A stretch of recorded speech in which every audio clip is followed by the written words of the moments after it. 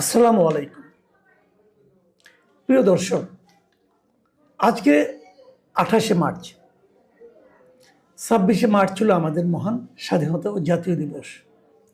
আমাদের স্বাধীনতা দিবসে একটা বিষয় আমি খুবই খেয়াল করেছি, এবং আমার অন্য যে চ্যানেলটা আছে, অন্য মঞ্চ, সেখানে আমি বিভিন্ন ইন্টারভিউ, দুটো প্রোগ্রামে অন্ততপক্ষে দুজন আলোচককে আমি এই প্রশ্নটা করেছিলাম যে আমাদের স্বাধীনতা দিবসের যে আলোচনা অনুষ্ঠানগুলি হচ্ছে বিভিন্ন পত্রপত্রিকায়, মিডিয়ায়, বিভিন্ন টেলিভিশনে যে অনুষ্ঠানগুলি হচ্ছে, সেই অনুষ্ঠানগুলো যতটুকু আমি দেখেছি, আমি দেখেছি স্বাধীনতা দিবস নিয়ে অনেক অনুষ্ঠান হয়েছে, কিন্তু বিস্ময়করভাবে আমাদের স্বাধীনতার সঙ্গে সবচেয়ে বড় যে নামটি, যে ব্যক্তির নাম বঙ্গবন্ধু শেখ মুজিবুর রহমান, তার নামটা সচেতনভাবে সবাই দেখি এড়িয়ে গেছেন, এবং ওনার ভূমিকা নিয়ে কোনো আলোচনাই হয়নি। সবাই যেন ব্যস্ত ছিলেন আমাদের সাবেক প্রেসিডেন্ট, শহীদ প্রেসিডেন্ট জিয়াউর রহমানের কথা বলা নিয়ে, জিয়াউর রহমানের কী অবদান ছিল সেই আলোচনাটা করা নিয়ে, এবং জিয়াউর রহমান স্বাধীনতার ঘোষণা করেছেন এই আলোচনাগুলি করা নিয়ে সবাই ব্যস্ত ছিলেন। অথচ ইন্টারেস্টিং হলো, এই কাজটা তারা যে কারণে করেছেন, সম্ভবত যেহেতু জিয়াউর রহমানের পুত্র এই মুহূর্তে জনাব তারেক রহমান, উনি দেশের প্রধানমন্ত্রী, মানে সরকার প্রধান, সম্ভবত তাকে খুশি করার জন্য সবাই এই কাজটা করেছেন বলে আমার ধারণা। কিন্তু ইন্টারেস্টিং হলো যে জনাব তারেক রহমান যে ভাষণটা দিয়েছেন, সেখানে উনি কিন্তু এটা বলেননি যে ওনার পিতাকে স্বাধীনতার ঘোষক হিসেবে এস্টাবলিশ করতে হবে। ওনার বক্তব্যটা ছিল স্বাধীনতা যুদ্ধে যার যা প্রাপ্য, ইতিহাসের যার যা প্রাপ্য, তাকে সেই গুরুত্বই দিতে হবে। উনি এভাবে কথাটা বলেছেন। তাহলে সবাই বঙ্গবন্ধু শেখ মুজিবের নাম গোপন রাখতে, উচ্চারণ না করার ক্ষেত্রে সতর্ক থাকতে, অথবা বিপরীত দিকে স্বাধীনতার ঘোষক হিসাবে জিয়াউর রহমানের নাম নিয়ে একটা আহাজারি করতে এবং ওনাকেই গ্লোরিফাই করে দেখানোর চেষ্টা করতে কেন? এটাই কি ইতিহাসের যার যা প্রাপ্য? এটা নিয়ে আলোচনা আমি দুঃখ পেয়েছি, আমি অভিভূত, আমি কেবল অবাক হয়েছি, বিস্মিত হয়েছি যে কেন এটা হচ্ছে। আমি দুদিন আসলে অপেক্ষা করেছি দেখার জন্য যে আর কি কি হয়। একটা ঘটনা আমাকে আসলে একটু অভিভূত করেছে, সেটা হলো খাদিজা আক্তার। এই ভদ্র মহিলা, উনি একজন সরকারি আমলা, এবং খুব বড় আমলা নন, উনি একজন ইউএনও, মানে উপজেলা নির্বাহী কর্মকর্তা। উনি যে ভূমিকাটা পালন করেছেন, আমি বিস্মিত হয়েছি এবং অভিভূত হয়েছি, মুগ্ধ হয়েছি। কে এই খাদিজা আক্তার? উনি ঝিনাইদহের মহেশপুর উপজেলার একজন উপজেলা নির্বাহী অফিসার। তুমি সেখানে মহেশপুরে, ঝিনাইদহের মহেশপুরে উনি একটা স্বাধীনতা দিবসের অনুষ্ঠানে উনি বক্তৃতা দিতে, যে ওখানে উনি মানে স্বাধীনতার ঘোষক হিসাবে শহীদ জিয়ার নামটা উচ্চারণ করেননি। এই জন্য স্থানীয় বিএনপি ওনার ব্যাপারে ক্ষুব্ধ হয়েছেন, এবং তারা অনুষ্ঠান বর্জন করেছেন, এবং তার বিরুদ্ধে ঝাড়ু মিছিল করার মতো কর্মসূচিও ঘোষণা করেছেন স্থানীয় বিএনপি। এবং তখন এরপরে যখন এই খাদিজা আক্তারকে গণমাধ্যম কর্মীরা জিজ্ঞাসা করেছেন যে আপনি কেন সেখানে জিয়াউর রহমানের নাম নেননি স্বাধীনতার ঘোষক হিসেবে, খাদিজা আক্তার কি উত্তর? আমি উত্তরটা, ভিডিওটা দেখেছি, এত পরিমিতি বোধে ভদ্র মহিলার, আমি আসলে মুগ্ধ হয়েছি। উনি কি বলেছেন? উনি বলেছেন যে আমরা প্রজাতন্ত্রের দায়িত্ব পালন করি, সরকার ও আইন যেভাবে বলবে সেভাবেই আমরা দায়িত্ব পালন করার চেষ্টা করি। স্বাধীনতার ঘোষক হিসাবে সংবিধানে অন্য একজনের নাম রয়েছে, সেটা আগে পরিবর্তন করতে হবে। দেখেন, আমি এই জন্যই বললাম যে আমাদের আমলাদের চরিত্র হওয়া উচিত এরকম। একজন মাঠ পর্যায়ের আমলা, উনি কি বলেছেন যে আপনি আমাদের সংবিধানে যেটা আছে সেখানে অন্য একজনের নাম আছে, উনি নামটা উচ্চারণ করেন নাকি, দেখেন কতটা সতর্ক। এই নামটা উচ্চারণ করেন, অন্য একজনের নাম। কার নাম আছে? ওখানে বঙ্গবন্ধু শেখ মুজিবুর রহমানের নাম আছে, এবং উনি সেটা উল্লেখ করেছেন যে সংবিধানের ষষ্ঠ তফসিলে এই জিনিসটা আছে। আপনাদের আমি আরেকটু বোঝাই যে ষষ্ঠ তফসিলে কি আছে। সেখানে স্পষ্টভাবে বলা হয়েছে যে 1971 সালের 26শে মার্চ বঙ্গবন্ধু শেখ মুজিবুর রহমান কর্তৃক বাংলাদেশের স্বাধীনতা ঘোষণা করা হয়েছে। মানে এখানে সুস্পষ্টভাবে এই তফসিলের এই ধারাটা অনুযায়ী, এই বক্তব্যগুলি অনুযায়ী বঙ্গবন্ধু শেখ মুজিবুর রহমানকে বাংলাদেশের স্বাধীনতার ঘোষক হিসেবে সাংবিধানিক স্বীকৃতি দিয়েছে। স্পষ্ট কথা।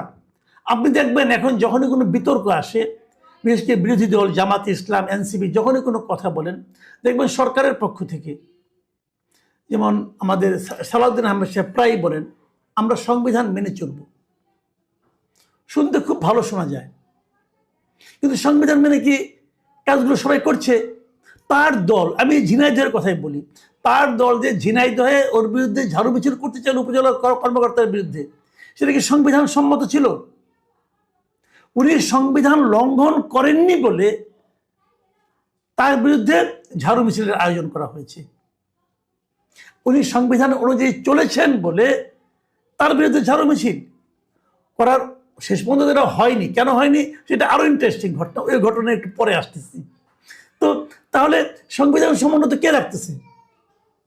একদম মাঠ পর্যায়ের একজন কর্মকর্তা। উনি দেখিয়ে দিয়েছেন যে গার্ডস কাকে বলে, উনি দেখিয়েছেন যে মেরুদণ্ড কাকে বলে, উনি দেখিয়েছেন যে আমলাদের চরিত্র কি হওয়া উচিত।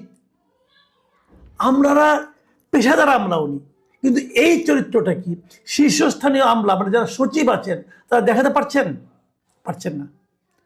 তারা কর্মকর্তা হুজুরের তুষ্টির জন্য কর্মকাণ্ড করছে, অথচ হুজুর সেটা চেয়েছে কিনা এটাও কেউ জিজ্ঞাসা করছে না। ওনারা ভাবছেন বঙ্গবন্ধুকে বাদ দিয়ে কেবল স্বাধীনতার ঘোষক হিসেবে জিয়াউর রহমানের মানে যদি প্রশংসা করা যায়, তার নাম বারবার উচ্চারণ করা যায়, তাহলে বোধ হয় তারেক রহমান সাহেব খুশি হবেন, এবং তারেক রহমান সাহেবের সঙ্গে যারা আছেন তারাও সেই আচরণটা করে যাচ্ছেন। কিন্তু তারেক রহমান কি বলেছেন যে স্বাধীনতার কথা বলতে যে আপনারা বঙ্গবন্ধু শেখ মুজিবের কথা একদম বাদ দিয়ে দেন? বলেছেন? বলেননি তো। দেখুন, ইতিহাসের যার যা পাওনা তাকে তো দিতে হবে। যদি আপনি আজকে না দেন, আপনি তো ভাববেন যে আমি হয়তো জিতে গেলাম, কিন্তু আপনি যে জেতেননি এটা ইতিহাসে একদিন লেখা হবে। আমি উদাহরণ দিয়ে বলি, আওয়ামী লীগ আমলে কি হয়েছে। আওয়ামী লীগে শেখ হাসিনার যে আমল ছিল, গত 15 বছরের কথা বলি, গত 15 বছরে শেখ হাসিনা এমন একটা আচরণ করেছেন যে স্বাধীনতা যুদ্ধে ওনার পিতা মানে বঙ্গবন্ধু শেখ মুজিবুর রহমান ছাড়া আর কার কোনো ভূমিকা ছিল না। এটা কি ঠিক না? এটা একেবারেই ঠিক না। বঙ্গবন্ধু অবশ্যই মহানায়ক ছিলেন। বঙ্গবন্ধুর নির্দেশে, বঙ্গবন্ধুর রাজনীতির কারণেই আমরা স্বাধীনতাটা পেয়েছি, এতে কোনো সন্দেহ নাই, কারো কোনো সন্দেহ নাই। কিন্তু তাই বলে কি স্বাধীনতায় আর কারো নাম নেই? এই স্বাধীনতা যুদ্ধে কি তাজউদ্দিন আহমেদের কোনো ভূমিকা ছিল না? তাজউদ্দিন আহমেদ ছিলেন স্বাধীনতা যুদ্ধে আমাদের যুদ্ধকালীন যে সরকার, বিপ্লবী সরকার, সেই সরকারের প্রধানমন্ত্রী। উনি দেশে বিদেশে সারা দেশে সারা দুনিয়াতে উনি কিন্তু সমস্ত কিছু করেছেন, দুতিয়ালি করেছেন এবং স্ট্র্যাটেজি নির্ধারণ করেছেন। স্বাধীনতা যুদ্ধের সর্বাধিনায়ক কে ছিলেন? কর্নেল ওসমানী ছিলেন, জেনারেল ওসমানী ছিলেন। তাকে আপনি ভুলে যাবেন? স্বাধীনতা যুদ্ধে যে সেক্টর কমান্ডার ছিল, সেই সেক্টর কমান্ডাররা কারা ছিলেন? তাদের মধ্যে জেট ফোর্সের অধিনায়ক কে ছিলেন? একজন সেক্টর কমান্ডার কে ছিলেন? জিয়াউর রহমান ছিলেন। এবং এটাও সত্য যে 27 তারিখে কালুরঘাট বেতার কেন্দ্র থেকে জিয়াউর রহমান বঙ্গবন্ধুর পক্ষে স্বাধীনতার ঘোষণা দিয়েছিলেন। সেই ঘোষণার কারণে আমাদের যারা নাকি মুক্তিযোদ্ধা যারা ছিলেন তারা বিভিন্ন জায়গায় ছড়িয়ে ছিটিয়েছিলেন। তারা বুঝতে পারছিলেন না তারা কি করবেন। সেই সময় ওই সময় তৎকালীন মেজর জিয়াউর রহমানের একটা ঘোষণা সকল মানুষকে কিন্তু ঐক্যবদ্ধ করেছে। এর গুরুত্ব আপনি ইগনোর করতে পারবেন না। সমস্ত এই দেখেন আমি যার যার নাম বললাম, এই প্রত্যেককে কিন্তু তার অবস্থান থেকে দেখতে হবে। কোনো একজনকে বাদ দিলে হতো না। হ্যাঁ, বঙ্গবন্ধু মহানায়ক ছিলেন, বঙ্গবন্ধুকে যখন অ্যারেস্ট করে নিয়ে গেল, তারপরে তাজউদ্দিন সাহেব যদি বলতেন না আমরা যুদ্ধ এইভাবে পরিচালনা করবো না, অন্যভাবে করবো, আমরা আপোষ করবো, যদি ওসমানী সাহেব তখন রিটায়ার্ড ছিলেন, তাকে নিয়ে আসা হয়েছিল, তিনি যদি বলতেন যে আমি যুদ্ধ যদি এগুলি সবগুলি হতো, তাহলে কি স্বাধীন হতো? হয়তো হতো না, হয়তো অন্য কিছু হতো। কিন্তু এভাবে 9 মাসের মাথায় আমরা পেতাম না। কাজেই স্বাধীনতা যুদ্ধ, মুক্তিযুদ্ধ, আমাদের স্বাধীনতা প্রাপ্তি, বিজয়, এই সব কিছু একটা সম্মিলিত প্রচেষ্টা। এই প্রচেষ্টার এক একজনের এক একটা ভূমিকা মাথায় রাখতে হবে। এক একজনের এক একটা ভূমিকা। ধরেন একটা বড় মেশিন, সেই মেশিনটাকে ঠিক রাখার জন্য কিন্তু যখন ধরো থাকে একটা প্লেন, আমি প্লেনের কথাই বলি, প্লেনের যদি চলন্ত অবস্থা একটা স্ক্রু যদি ঠিকঠাক মতো কাজ না করে ওই প্লেন কিন্তু ক্র্যাশ করবে, ক্র্যাশ করবে। কিন্তু স্ক্রুটাকে কিন্তু ক্যাপ্টেন বলা যাবে না, ক্যাপ্টেন আরেকজন। কিন্তু প্লেনটাকে উড়িয়ে নেওয়ার জন্য স্ক্রুটারও দরকার আছে, ক্যাপ্টেনেরও দরকার আছে। আবার ধরেন প্লেনের মধ্যে একাধিক ইঞ্জিন থাকে, একটা ইঞ্জিন কলাপস করলে আরেকটা ইঞ্জিন চলবে, কিন্তু ক্যাপ্টেন না থাকলে কিন্তু দুইটা ইঞ্জিন চালু থাকার পরও প্লেন ক্র্যাশ করবে। এখানে হলো হিসাবটা, যে সবারই ভূমিকা আছে, সব মিলিয়ে একটা প্যাকেজ, এই প্যাকেজটাকে দেখতে হবে। স্বাধীনতার ঘোষণা কে করেছে না করেছে এটা নিয়ে যদি আমরা এখন এত অপ্রয়োজনীয় একটা বিষয়, আমাদের দেশ স্বাধীন হয়েছি, আমরা বলি না যে ছেলের মনে করেন একটা সন্তান জন্ম নিল, পুত্র সন্তান জন্ম নিল, অনেকে আমরা আজান দিই কিন্তু, হ্যাঁ, তো এখন আজান কে দিল এটার উপরে কি এই পুত্রের ভবিষ্যৎ নির্ভর করবে? করবে ভাই? করবে না। এইগুলি মনে রাখতে হবে। দেশ এখন 52 বছর বয়স হয়েছে দেশের, এখন আমরা ওই বিষয়টা নিয়ে তর্ক না করি, ওই বিষয়টা নিয়ে আমরা যত তর্ক করব, যত একজনকে ছোট করে দেখাতে চাইব, মনে রাখবেন সে তত আপনার অলক্ষ্যে আরো বড় হয়ে যাবে। আর যত আপনি একজনকে বড় করে দেখাতে চাইবেন সে তত নিচে নামতে থাকবে। শেখ হাসিনা এই ভুলটা করেছিল। শেখ হাসিনা সবাইকে বাদ দিয়ে কেবল তার পিতাকে বড় করতে চেয়েছিল। উনি ওনার পিতার মূর্তিকে অনেক উঁচু করেছিলেন, যত উঁচু করেছিলেন তত নিচে নেমে গেছে ওনার পিতার মূর্তি। আমি তো এটাও বলবো যে বঙ্গবন্ধু দুর্ভাগ্য যে ওনার কন্যা ওনাকে নিয়ে এই রাজনীতিটা করেছেন। বঙ্গবন্ধু শেখ মুজিব এদেশের সকলের, উনি একজন মানুষ ছিলেন, দেবতা ছিলেন না, মাথায় রাখতে হবে। উনি স্বাধীনতা যুদ্ধ পর্যন্ত এই দেশের মানুষকে ঐক্যবদ্ধ রেখেছেন এবং একটা স্বাধীন মানচিত্র, স্বাধীন পতাকা দিয়েছেন। কিন্তু স্বাধীনতার পর উনি দেশ শাসন করতে যে খুব সাফল্যের পরিচয় দেননি। ওনার আমলে এই দেশের প্রথম দুর্ভিক্ষ হয়েছিল, এটাও মানতে হবে। সব মিলিয়ে আমরা কিন্তু আজ দেশের এই 55 বছর অতিক্রম করেছি, এটাকে মানতে হবে। আর আমাদেরকে বলি, এই খাদিজা আক্তারকে দেখুন, আপনাদেরই ছোট বোন, হয়তো আপনাদের সন্তানের মতো বয়স হবে ওনার, ওনার কাছ থেকে শিখুন যে আমলাতন্ত্রের পেশাদারিত্ব কাকে বলে। আপনারা কিন্তু বৃদ্ধ হয়ে গেছেন, নতজানু হয়ে গেছেন, মেরুদণ্ড হারিয়ে ফেলেছেন। আপনারা শিখুন কি করতে হবে। সংবিধান চেঞ্জ করুন, সংবিধানে যা লেখা থাকবে তাই মানবেন। সংবিধান আপনি চেঞ্জ করবেন না, সংবিধান ওইভাবে রাখবেন। আবার বলবে যে স্বাধীনতা ঘোষক তুমি আরেকজনকে বলো, সে বলে নাই, সে দেখিয়েছে। এখন আমি বলছিলাম ঝাড়ু মিছিলের কথাটা বলে শেষ করি। ঝাড়ু মিছিল ওনারা করেন নাই কেন? ওনারা বললেন যে এই ঘটনার পর নাকি তাকে বদলি করে দেওয়া হয়েছে আরেক জায়গায়। হ্যাঁ, তাকে বদলি করে দেওয়া হয়েছে, তাকে বাগেরহাটের চিতলমারি উপজেলায় বদলি করা হয়েছে।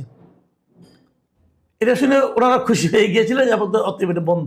ইন্টারেস্টিং হলো এই বদলির আদেশটা হয়েছে যেদিন এই অনুষ্ঠানে 26শে মার্চের অনুষ্ঠানে ছিলেন তার আগের দিনের ডেটে। কাজে এটা ছিল একটা রেগুলার বদলি। আমি যারা বদলি আদেশটা করেছেন আমি তাদেরকেও ধন্যবাদ দিচ্ছি যে আপনারা একটা রেগুলার কাজ করেছেন। সব মিলিয়ে আমি বলবো সরকারকে এখন ভূমিকা রাখতে হবে। আপনারা যেই মুহূর্তে সংবিধান চেঞ্জ করবেন সেই মুহূর্তে থাকবে, যা থাকবে তাই বলা হবে। কিন্তু আমি সরকারকে আরেকটা সবিনয় অনুরোধ করব, যদি আপনারা এই ষষ্ঠ তফসিলটাকে চেঞ্জ করেন অথবা বিলুপ্তও করতে পারেন, কোনো সমস্যা নেই। কারণ স্বাধীনতা কে ঘোষণা দিল কে দিল না এটা সংবিধানে রাখার ব্যাপার না।